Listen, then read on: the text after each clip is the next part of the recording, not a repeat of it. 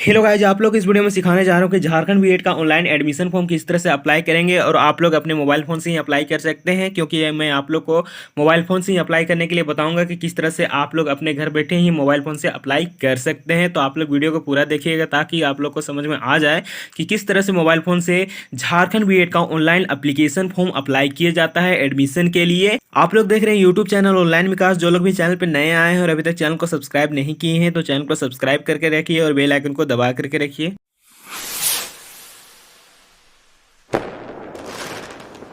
Jharkhand BEd का form apply करने के लिए सबसे पहले आप लोगों को JCECEB का ऑफिशियल साइट में आना है। जैसा कि आप लोग देख पा रहे होंगे, Jharkhand combined entrance competitive examination board, तो इसी वेबसाइट में आना है। फिर देखिए कहाँ पर से आप लोगों को झारखंड बीएड का ऑनलाइन फॉर्म अप्लाई किया जाता है। उसके लिए आप लोगों को नीचे आना है। नीचे आइएगा तो देखिएगा यहाँ पर लिखा हुआ है click here for all online application submission JCECEB 2024। ठीक है, तो इसी पे टच करना है। चलिए यहाँ पर मैं टच कर देता हूँ। जैसे ही टच कीजिएगा तो आप लोग के सामने अगला पेज कुछ इस तरह से खुल करके आएगा। तो यहाँ पर आप लोग को देखने के लिए मिलेगा सबसे ऊपर में ही एक नंबर में देख पा रहे होंगे बीएड, एमएड, बीपीएड, फिर एमपीएड एंट्रेंस एग्जामिनेशन 2024। इसके आगे ओपनिंग डेट दिया गया है जो कि 15/2/2024 से अप्लाई होना स्टार्ट हो गया है और आप लोग 15/3/2024 तक अप्लाई कर सकते हैं। अप्लाई करने के लिए क्लिक हियर पे टच करना है। चलिए यहाँ पर मैं क्लिक हियर पे टच कर देता हूँ। जैसे ही क्लिक हियर पे टच कीजिएगा तो आप लोग सामने नेक्स्ट पेज कुछ इस तरह से खुल करके आएगा। तो यहाँ पर आप लोग को सेम डेट देखने के लिए मिल जाएगा और यहाँ पर रिटन टेस्ट का एग्जाम डेट देखने के लिए मिल जा रहा है, देख पा रहे होंगे, जो कि 21/4/2024 को होने वाला है, यानी 21 अप्रैल 2024 को होने वाला है। अप्लाई करने के लिए लेफ्ट साइड में आप लोग देखिएगा तो अप्लाई ऑनलाइन का ऑप्शन दिया गया है, तो इसी पे टच कीजिएगा। चलिए यहाँ पर मैं टच कर देता हूँ। जैसे ही टच कीजिएगा तो आप लोगों के सामने नेक्स्ट पेज कुछ इस तरह से खुल करके आता है। तो देखिए यहाँ पर क्या क्या आप लोग को भरना होता है। सबसे पहले यहाँ पर सिलेक्ट कोर्स दिया गया है। आप लोग यहाँ पर टच करके सिलेक्ट पे टच करके यहाँ पर अपना कोर्स सिलेक्ट कर सकते हैं। जैसे कि बीएड दिया गया है, यहाँ पर सबसे ऊपर में ही देखने के लिए मिल जा रहा है। चलिए यहाँ पर मैं बीएड सिलेक्ट कर लेता हूँ। उसके बाद नीचे में देखिए नेम पूछा जा रहा है, यहाँ पर तो इंटर कर देना है अपना नेम।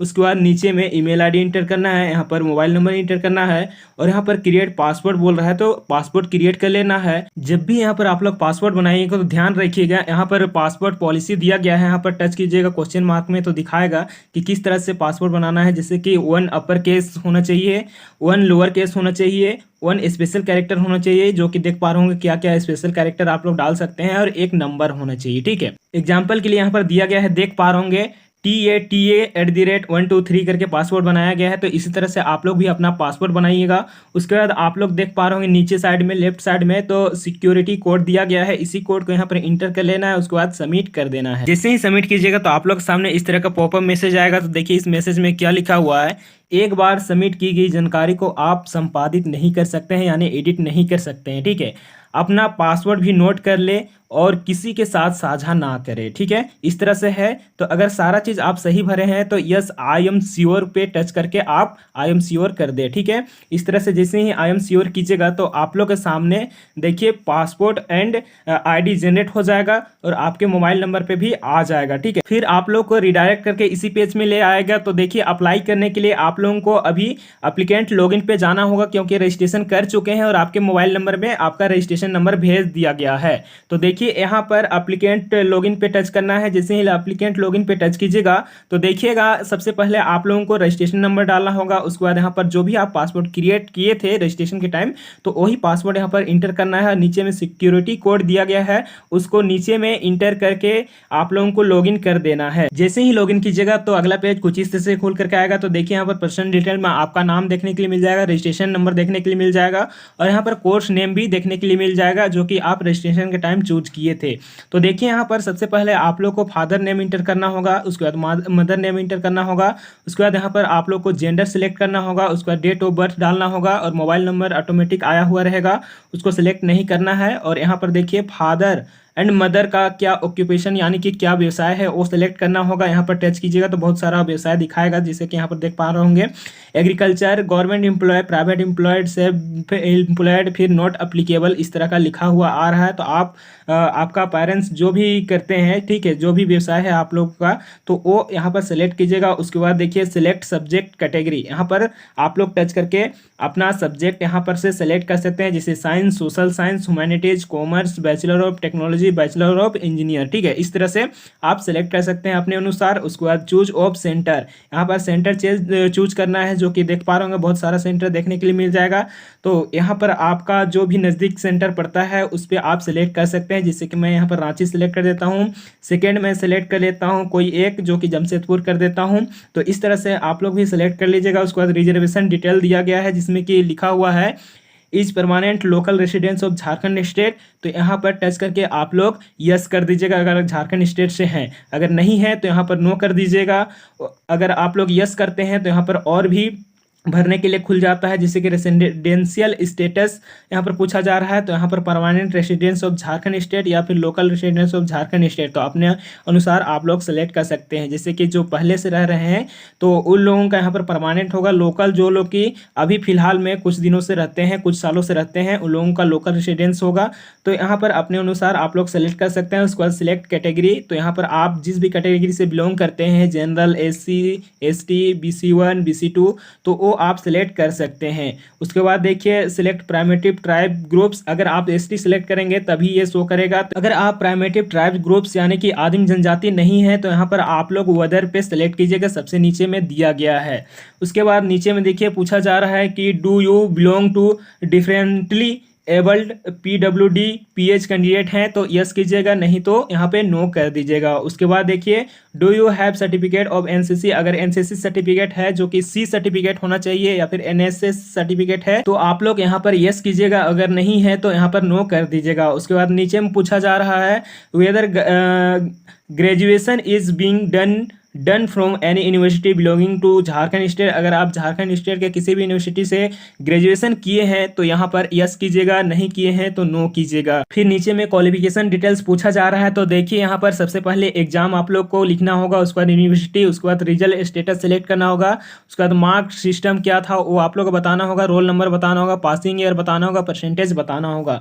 जिसके लिए सबसे पहले आप लोगों को UG एग्जाम डालना होगा, जो कि अंडर ग्रेजुएट होता है, यानी कि आप BA किए हैं, BSc किए हैं, BCom किए हैं, वो आप यहाँ पर लिख दीजिएगा। जैसे कि बहुत लोग BA किए होंगे तो वो आप लोग BA लिखिएगा, या फिर बैचलर ऑफ आर्ट्स लिखिएगा। अगर बैचलर ऑफ साइंस किए हैं तो बैचलर ऑफ साइंस भी कर सकते हैं। तो इस तरह से आप लोग यहाँ पर डाल सकते हैं। उसके बाद देखिए अगला जो पूछा जा रहा है यूनिवर्सिटी, आप BA जो किए हैं वो किस यूनिवर्सिटी से किए हैं तो वो आप लिख दीजिएगा, जिस भी यूनिवर्सिटी से आप BA किए होंगे। ठीक है, आपके रिजल्ट में दिया गया होगा कि आप किस यूनिवर्सिटी से BA किए हैं। उसके बाद रिजल्ट स्टेटस यहाँ पर सेलेक्ट कीजिएगा, आप पास हैं कि अपियरिंग है। अगर अपियरिंग है तो अपियरिंग पे सेलेक्ट कीजिएगा, पास है तो पास पे सेलेक्ट कीजिएगा। उसके बाद देखिए मार्क सिस्टम आपका क्या था BA में, यहाँ पर परसेंटेज दिया गया है, एक ही आ रहा है तो यहाँ पर परसेंटेज सेलेक्ट कर लीजिएगा। उसके बाद ग्रेजुएशन का रोल नंबर क्या था, यानी कि UG का रोल नंबर क्या था वो आप यहाँ पर लिख दीजिएगा। पासिंग ईयर आप कब BA BSc BCom पास किए हैं वो यहाँ पर लिख दीजिएगा। उसके बाद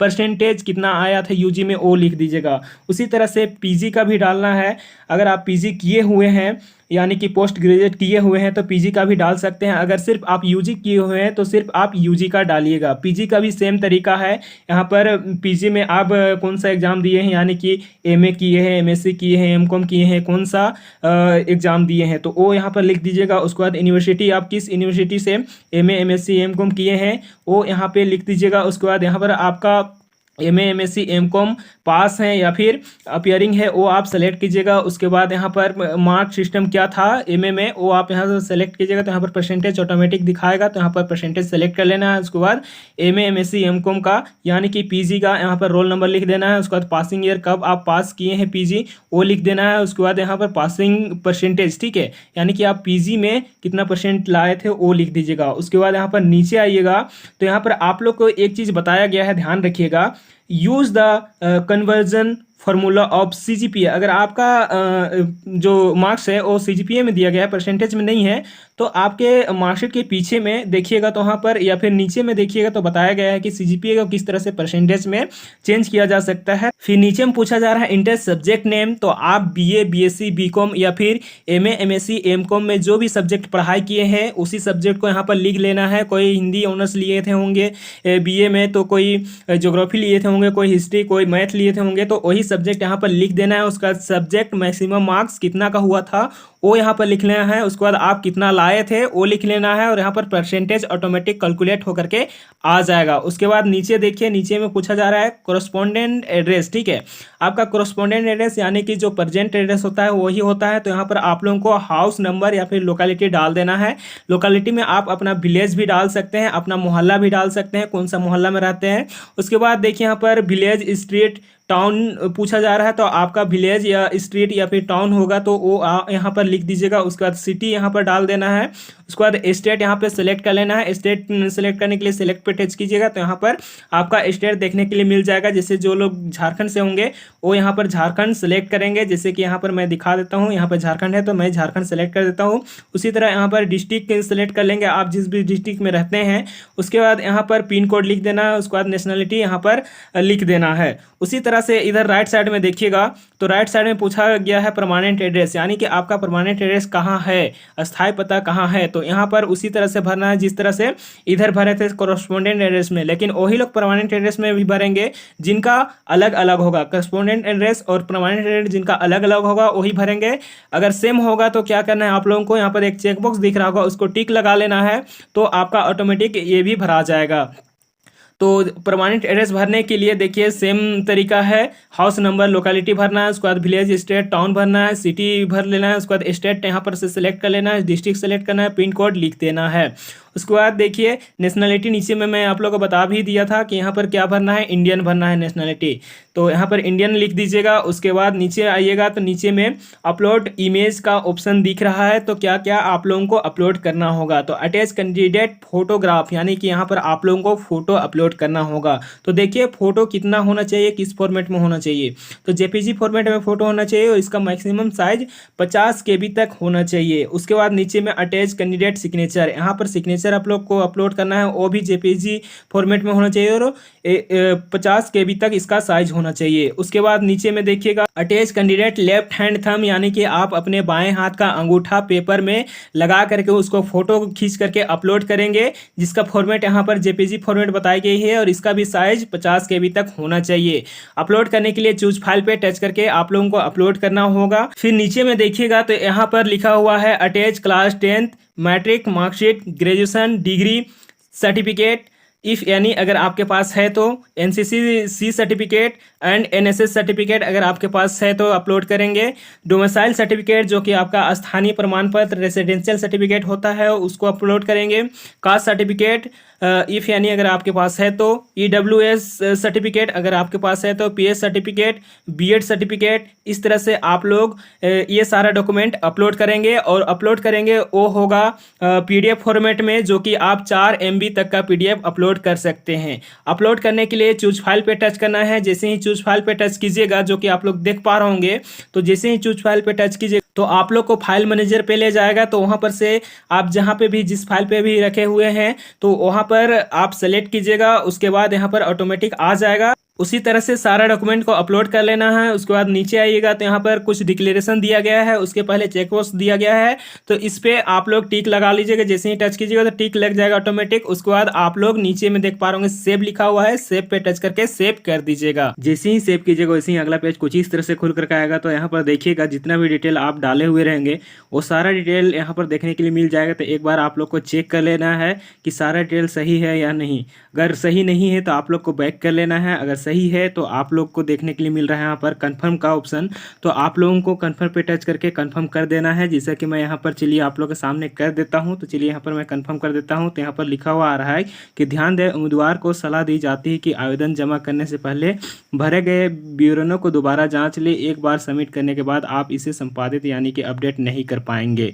तो अगर सारा चीज़ सही है तो यस आई एम श्योर पे टच करके श्योर कर देना है। यहाँ पर मैं आई एम श्योर कर देता हूँ। फिर अगला पेज कुछ इस तरह से खुल करके आएगा। तो यहाँ पर देखिएगा सबसे पहले एप्लीकेशन नंबर देखने के लिए मिल जाएगा। उसके बाद फी अमाउंट देखने के लिए मिल जाएगा, यानी कि आपका एप्लीकेशन फ़ी कितना लग रहा है।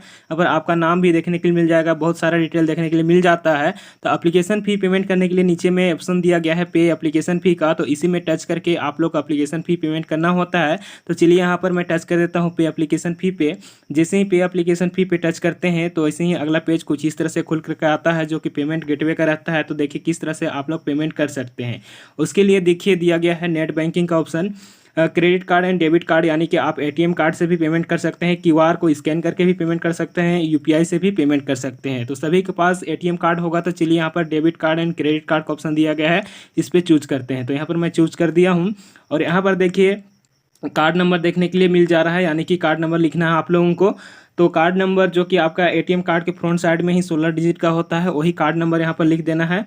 उसी के नीचे में देखिएगा तो एक्सपायरेशन डेट यानी एक्सपायरी डेट लिखा हुआ रहता है, उसी को यहाँ पर इंटर कर लेना है। सीवीवी नंबर जो कि आपके कार्ड के पीछे में 3 डिजिट होता है, उसको लिख लेना है।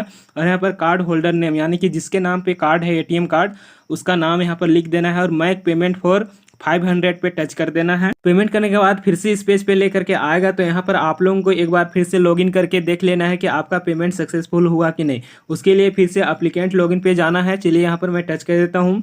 जैसे ही टच कीजिएगा तो आप लोगों के सामने फिर से यहाँ पर registration number and password and security code डालने के लिए मिलेगा और फिर से लॉगिन करने के लिए। तो चलिए यहाँ पर आप लोगों के सामने मैं डाल देता हूँ पासवर्ड एंड यहाँ पर रजिस्ट्रेशन नंबर डाल दिया हूँ और जैसा लिखा हुआ ऐसे ही मैं लिख देता हूँ। जैसे कि यहाँ पर 8cc लिखा हुआ है तो मैं 8cc लिख देता हूँ, 8cc। उसके बाद H लिखा हुआ है, H लिख देता हूँ। उसके बाद 7 लिखा हुआ है, 7 लिख देता हूँ। उसके बाद B लिखा हुआ है, B लिख देता हूँ। फिर इसको लॉगिन कर देता हूँ। लॉगिन करने के बाद अगला पेज कुछ इस तरह से देखने के लिए मिलेगा। तो यहाँ पर देख पा रहे होंगे अभी लिखा हुआ आ गया प्रिंट एप्लीकेशन फॉर्म और पहले लिखा हुआ आ रहा था पे एप्लीकेशन फी। तो यहाँ पर हम लोग का जो पेमेंट है वो कंप्लीट हो चुका है, यानी कि सक्सेसफुल हो चुका है।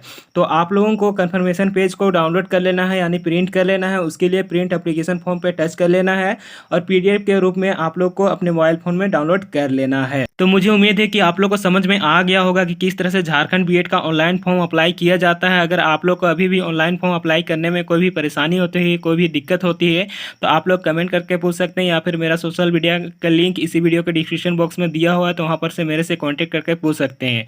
और अगर जो लोग भी चैनल पर नए आए हैं और अभी तक चैनल को सब्सक्राइब नहीं किए हैं दोस्तों, तो चैनल को सब्सक्राइब कीजिए और बेल आइकन को दबा करके रखिए। और आप लोगों को भी वीडियो देखने के लिए धन्यवाद। जय हिंद, जय भारत।